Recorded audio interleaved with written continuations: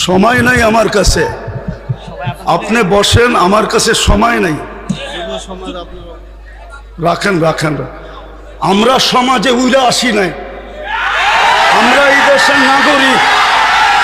আমরা বসেন বসেন, আমরা ট্যাক্স হোল্ডার নাগরিক, ট্যাক্স দেই আমরা, আমরা ট্যাক্স ছাড়া এই দেশে থাকি না। আপনারা বসেন, আপনারা বসেন। আমাদের দেশের কালচার এটা হয়ে গেছে, সবাই হুজুরদের কথা বলে কিন্তু হুজুরদেরকে আন্ডার এস্টিমেট করে। আমি পায়ে হাত দিয়ে বলবো, আমাকে কেউ আন্ডার এস্টিমেট করেন না। আপনারা আমাকে চিনেন না, আমার পরিচয় জানেন না।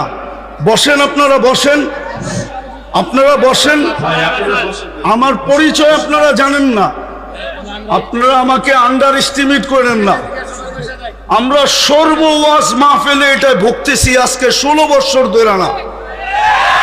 আমরা জন্ম থেকে জ্বলছি, যেটা বাংলাদেশের প্রবাদ বাক্য, আমরা জন্ম থেকে জ্বলছি, জন্ম থেকেই জ্বলা। আর কতদিন? আপনাদের পায়ে হাত দিয়ে বলি বসেন, আওয়াজ করবেন না, কেউ আওয়াজ করবেন না। আমাদের সময়ের দাম আছে, আমাদের সময়ের দাম আছে, এরকম যে আমাদের সময়ের দাম নাই বা আমাদের এইটা কইরা খাইতে হবে এরকম কোনো জরুরি না যে আমাদের ওয়াজ করেই খাইতে হবে। আমাদের খাওয়ার অনেক ব্যবস্থা আল্লাহ রেখা দিছে।